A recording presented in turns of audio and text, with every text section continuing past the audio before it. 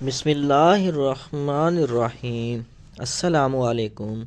آنے والے تمام موضوع ویوز کا میرے چینل پہ ویلکم ہے۔ Please like and subscribe. اے اطمینان والی جان، اپنے رب کی طرف اس حال میں واپس آ کے تو اس سے راضی، وہ تجھ سے راضی۔ یا ایتھا النفس المطمئنہ، اے اطمینان والی جان۔ کفار کے عذاب اور انجام کو بیان کرنے کے بعد اب ان لوگوں کا تذکرہ کیا جا رہا ہے جن کی زندگی اللہ تعالیٰ پر سچے ایمان اور اطاعت و عبادت میں گزری۔ یاد الہی جن کے دلوں کا قرار تھا اور ذکر خدا سے جن کے دلوں کو سکون ملتا تھا، جو ایمان اور یقین پر ثابت قدم رہے اور اللہ تعالیٰ کے حکم کے سامنے سر تسلیم و اطاعت خم کرتے رہے۔ ان حضرات سے موت کے وقت کہا جائے گا، اے اطمینان والی جان، اور ایک قول کے مطابق یہ کلام آخرت میں ہوگا، ارجعی الی ربک، اپنے رب کی طرف لوٹ آ۔ مخلص مومن سے کہا جائے گا کہ اپنے رب عز و جل کی طرف اس حال میں واپس آ کے تو اس سے راضی ہو، وہ تجھ سے راضی ہو، پھر میرے خاص بندوں میں داخل ہو جا اور میری جنت میں داخل ہو جا۔ رب عز و جل کی طرف لوٹنے سے مراد اس کی رحمت، قرب اور حضوری میں حاضر ہونا ہے۔ قیامت کے ہولناک حالات کا بیان ہو رہا ہے کہ بالکین اس دن زمین پست کر دی جائے گی، اونچی نیچی زمین برابر کر دی جائے گی اور بالکل صاف ہموار ہو جائے گی۔ پہاڑ زمین کے برابر کر دیے جائیں گے، تمام مخلوق قبر سے نکل آئے گی، خود اللہ تعالیٰ مخلوق کے فیصلے کرنے کے لیے آ جائیں گے۔ یہ اس عام شفاعت کے بعد جو تمام اولاد آدم کے سردار محمد مصطفیٰ صلی اللہ علیہ وآلہ وسلم کی ہوگی، اور یہ شفاعت اس وقت ہوگی جب تمام مخلوق ایک ایک بڑے پیغمبر علیہ السلام کے پاس ہو آئے گی اور ہر نبی کہہ دے گا کہ میں اس قابل نہیں۔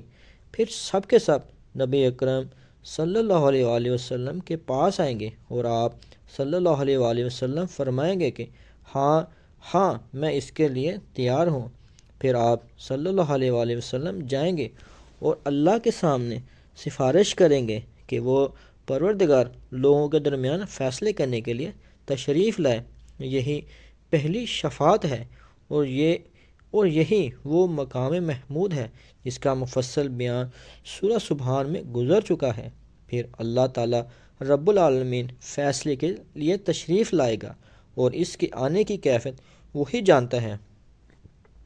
فرشتے بھی اس کے آگے آگے صف بستہ حاضر ہوں گے، جہنم بھی لائی جائے گی۔ صحیح مسلم میں ہے، رسول اللہ صلی اللہ علیہ وآلہ وسلم فرماتے ہیں، جہنم کی اس روز 70,000 لگامیں ہوں گی اور ہر لگام پر 70,000 فرشتے ہوں گے جو اسے گھسیٹ رہے ہوں گے۔ صحیح مسلم۔ یہی روایت خود سیدنا عبداللہ بن مسعود رضی اللہ تعالیٰ عنہ سے بھی مروی ہے۔ اس دن انسان اپنے نئے پرانے تمام اعمال کو یاد کرنے لگے گا، برائیوں پر پچھتائے گا، نیکیوں کے نہ کرنے یا کم کرنے پر افسوس کرے گا، گناہوں پر نادم ہوگا۔ مسند احمد میں ہے، رسول اللہ صلی اللہ علیہ وآلہ وسلم فرماتے ہیں، اگر کوئی بندہ اپنے پیدا ہونے سے لے کر مرتے دم تک سجدے میں پڑا رہا اور اللہ کا پورا اطاعت گزار رہے، پھر بھی اپنی اس عبادت کو قیامت کے دن حقیر اور ناچیز سمجھے گا اور چاہے گا کہ اگر میں دنیا کی طرف لوٹایا جاؤں تو اجر و ثواب کے کام اور زیادہ کروں۔ مسند احمد۔ پھر اللہ تعالیٰ فرماتا ہے کہ اس دن اللہ تعالیٰ کے عذاب جیسا عذاب کسی اور کا نہ ہوگا جو وہ اپنے نافرمان اور نافرجاں بندوں کو کرے گا، نہ اس جیسی زبردست پکڑ اور قید و بند کسی کی ہو سکتی ہے۔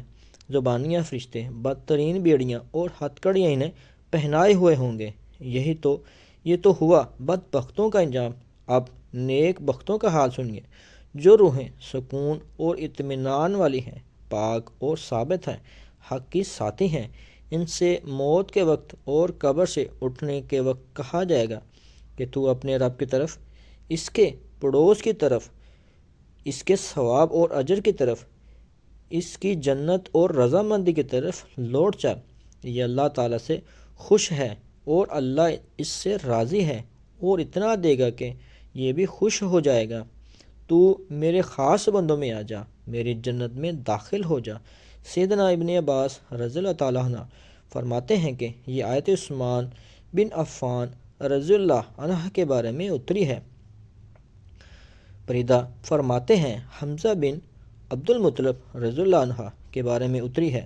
سیدنا عبداللہ بن عباس رضی اللہ تعالیٰ عنہ سے بھی یہ مروی ہے کہ قیامت کے دن اطمینان والی روحوں سے کہا جائے گا کہ تو اپنے رب یعنی اپنے جسم کی طرف لوٹ جا جسے تو دنیا میں آباد کیے ہوئے تھی، تم دونوں آپس میں ایک دوسرے سے راضی و رضامند ہو۔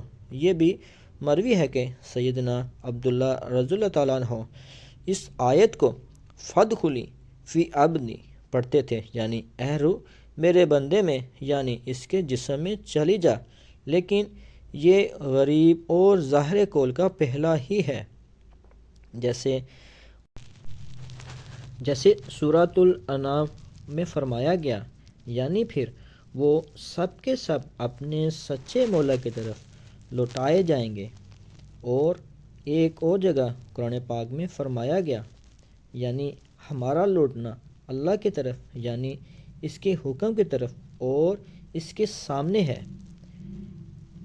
ابن ابی حاتم میں ہے کہ یہ آیتیں سیدنا صدیق اکبر رضی اللہ عنہ کی موجودگی میں اتری تو آپ نے کہا کتنا اچھا قول ہے۔ نبی کریم صلی اللہ علیہ وآلہ وسلم نے فرمایا تمہیں بھی یہی کہا جائے گا۔ ایک اور روایت میں فرمایا گیا کہ نبی کریم صلی اللہ علیہ وآلہ وسلم کے سامنے سیدنا سعید بن جبیر رضی اللہ عنہ نے یہ آیتیں پڑھی تو سیدنا ابو بکر صدیق رضی اللہ تعالیٰ عنہ نے فرمایا، جس پر آپ صلی اللہ علیہ وسلم نے یہ خوشخبری سنائی کہ تجھے فرشتہ موت کے وقت یہی کہے گا۔ تفسیر ابن جریر۔ ابن ابی حاتم میں بھی یہ روایت ہے، جب اللہ کے رسول صلی اللہ علیہ وآلہ وسلم کے چچا زاد بھائی سیدنا عبداللہ بن عباس رضی اللہ عنہ مفسر قرآن کا طائف میں انتقال ہوا تو ایک پرندہ آیا جس طرح کا پرندہ کبھی زمین پر دیکھا نہیں گیا، وہ نعش میں چلا گیا اور پھر نکلتے ہوئے دیکھا گیا۔ جب آپ کو دفن کر دیا گیا تو قبر کے کونے سے اسی آیت کی تلاوت کی آواز آئی اور یہ نامعلوم ہو سکا کہ کون پڑھ رہا ہے۔ یہ روایت طبرانی میں بھی ہے۔ ابو ہاشم کباس بن رزین رحمۃ اللہ علیہ فرماتے ہیں کہ جنگ روم میں ہم دشمنوں کے ہاتھ قید ہو گئے اور شاہ روم نے ہمیں اپنے سامنے بلایا اور کہا یا تو تم اس دین کو چھوڑ دو یا قتل ہونا منظور کر لو۔ ایک ایک کو وہ یہ کہتا کہ ہمارا دین قبول کرو ورنہ جلاد کو حکم دیتا ہوں کہ تمہاری گردن مارے۔ 3 شخص مرتد ہو گئے۔ جب چوتھا آیا تو اس نے صاف انکار کیا۔ بادشاہ نے حکم سے اس کی گردن اڑا دی گئی اور سر کو نہر میں ڈال دیا گیا۔